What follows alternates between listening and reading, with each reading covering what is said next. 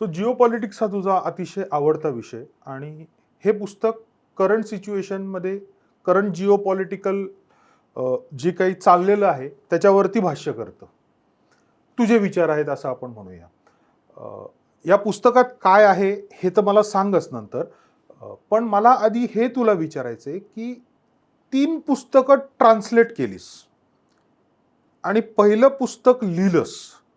तर हा जो ट्रान्झिशन होता, ही जी शिफ्ट होती, ती कशी होती? ॲक्च्युली मला पर्सनली तो शिफ्ट ॲज सच नाही वाटला. याचं कारण पुस्तकांचा अनुवाद करण्याच्याही आधी हं, म्हणजे शाळेच्या निबंधानंतर मध्ये कॉलेजच्या काळामध्ये तसं लिखाण थांबलं. हं, पण पुन्हा जेव्हा पत्रकारिता करत होतो रानडे इन्स्टिट्यूटमध्ये, तेव्हा त्यावेळेसच्या राजकीय परिस्थितीबद्दल हं. फेसबुकवर कमेंट करण्यापासून फेसबुकवर छोटे छोटे लेख लिहिण्यापर्यंत, आणि एनिवेज जसं मी म्हटलं तसं इंटर्नशिप करत असताना जे काही फ्री हँड दिला गेला. फ्री हँड म्हणजे फक्त मुलाखती केल्या नाहीत. मी इंटर्नशिप करत असताना किंवा फ्रीलान्सिंग करत असताना मी सुद्धा काही विषयांवर लेख लिहिले. बरं. म्हणजे फ्री प्रेसला मी 3.5 वर्ष पुस्तकांचे परीक्षणं पण केली. 350 पुस्तकांचे परीक्षणं हं, आणि 450 लेख हं, इन्क्लुडिंग मुलाखती असं हं. लिहिलेलं होतं. हं. म्हणजे त्याच्यामध्ये मी ॲनिमल क्रुएल्टीपासनं सेलिब्रिटी मुलाखतीपर्यंत बरं. आणि लेखकांच्या मुलाखतीपासनं पुस्तक परीक्षणापर्यंत लिहिलं होतं. सो मला कसं लिहायचं ते शैली थोडीशी एक 19-20 माझी सुद्धा मला माहिती होती की मला कसं लिहिता येते, अजून कसं खुलवता आलं असतं हे ते. हं, आणि अधूनमधून लोकांचं वाचतही होतं. त्याच्यामुळे अच्छा, हे मी लिहिलंय ते काही एवढं खास नाही, पण हे असं मला मांडता आलं असतं किंवा असं का नाही मला मांडता येत. हं. असं एक थोडंसं आपल्याशी द्वंद्व आपल्याला करावं लागतं बरोबर. थोडं. तर ते मी करत होतो. हं, पुस्तक लिहिण्यामागचं कारण असं झालं की मी त्यावेळेसच्या कंपनीमध्ये टेक्निकल रायटर म्हणून काम करत होतो. हं. त्या कंपनीची एक टीम ही इस्रायलमधली होती बरं. आणि त्या टीममधले 2 जण वॉरसाठी डिप्लॉय झाले. बरं. म्हणजे 7 ऑक्टोबर 2023ला पहिले सकाळी सकाळी असा झोपेतनं उठल्या उठल्या मोबाईल चाळून टाइम्स बघायची सवय आहे. हं, तर पहिलाच न्यूज बघितली की हमासने इस्रायलवर हल्ले केले. हं. आता इस्रायल हा देश आहे आणि हमास ही संघटना आहे हे एवढं तर माहिती होतं. हो. पण हे काहीतरी विचित्र आहे की इस्रायल हा देश हा चपळ आणि कोव्हर्ट ऑपरेशनसाठी टॉप लेवलचा मानला जातो किंवा हं, सहसा असं होत नाही त्यांच्याकडनं. हं.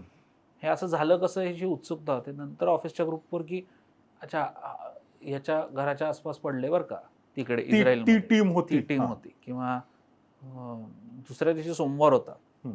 आणि दर सोमवारी दुपारी 4ला आमची एक मीटिंग व्हायची. बरं.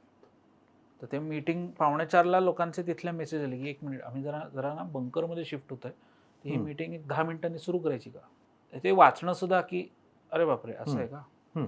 मग जेव्हा त्यांच्याशी ऑफिसच्याच वेळेत पण जरा चर्चा केली की नक्की कुठं राहता तुम्ही? हं, तर ते सांगायचे की नाही आमचं घर बॉर्डरपासून एक 20 किलोमीटरवर आहे. हं.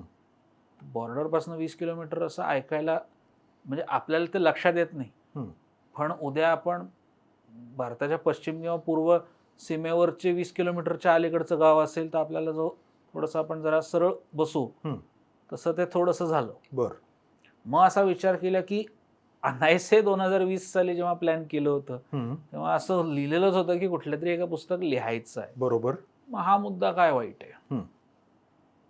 बरं पुन्हा तेच की पुस्तक लिहून मला काय त्याच्यामध्ये मी खूप मोठा भूराजकीय विश्लेषक आहे आणि हे पुस्तक उद्या भारताच्या परराष्ट्र मंत्र्यांच्या हातात जाणार आहे आणि ते वावा करणार आहे त्याच्यासाठी लिहिलेलं नाही. हं.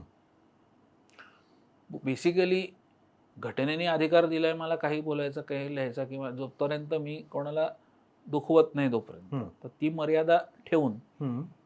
म्हटलं लिहिण्याचा प्रयत्न तर करू. काय होईल? एकही प्रकाशक हे पुस्तक घेणार नाही. बरं. आणि ही तयारी केली होती की 100 प्रती छापून बघू, वाटू, विषय एंड करू. हं.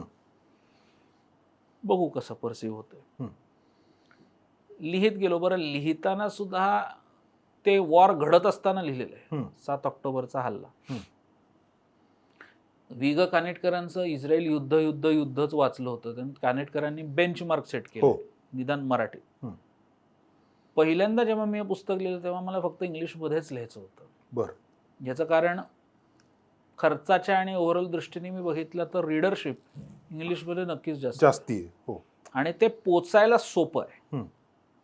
किंवा मराठीतला वाचकाला इस्रायलमधली एवढी माहिती असेलच असं नाही. आणि माझ्या डोक्यात पहिला विचार असा होता की हे पुस्तकाचा टार्गेट ऑडियन्स काय आहे. तर मी माझ्याकडे एक डायरीमध्ये त्याचं प्लॅनिंग करत होतो.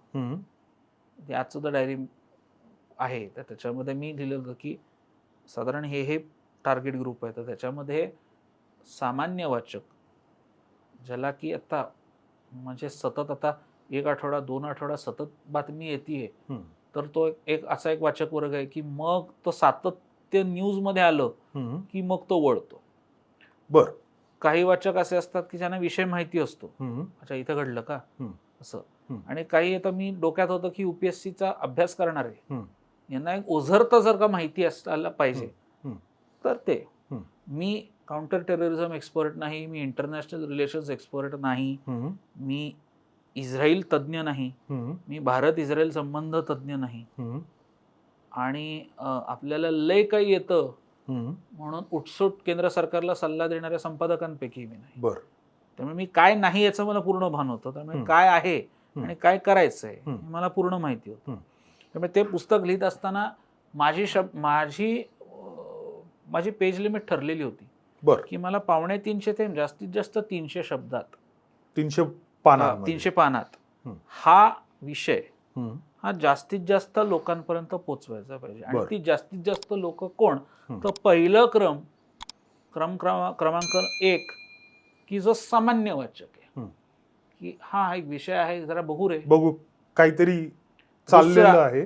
दुसऱ्या लेव्हलचा वाचक की ज्याला अब्राहम अकॉर्ड्स काय माहिती आहे, ज्याला ह्याच्या आधीच्या शस्त्रसंधी ज्या झाल्या त्या माहिती आहे, ज्याला योम किपूरचं युद्ध माहिती आहे, ज्याला मोसादच्या कारवाया माहिती आहे, असं आहे. आणि तिसरं असं आहे की UPSCची तयारी करतोय, हा करंट टॉपिक आहे, हे मला उचलून ओके मला हमासी संघटनाचा उदय, त्यांची राजकीय विचारधारा, त्यांचं उद्दिष्ट आणि त्यांचे प्रमुख नेते याचा एक ओझरतं.